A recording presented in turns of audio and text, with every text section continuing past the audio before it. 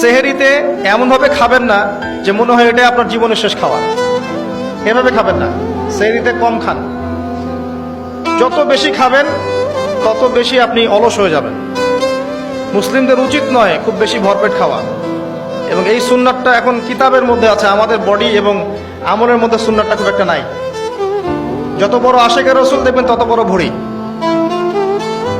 এটাই বাস্তবতা। আমরা ভোগবিলাসী হয়ে গেছে আর কি।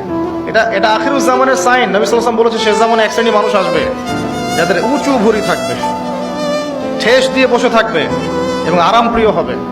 হাদিসের পাতায় পাতায় এগুলো আছে।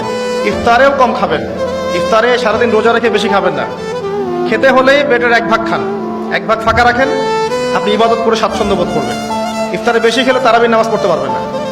এবং তারাবি জামাতে পড়ার চেষ্টা করবেন, তারাবি সালাতে সুন্দর করে লম্বা করে পড়ার চেষ্টা করবেন, সময় লাগুক 1 ঘন্টা 2 ঘন্টা।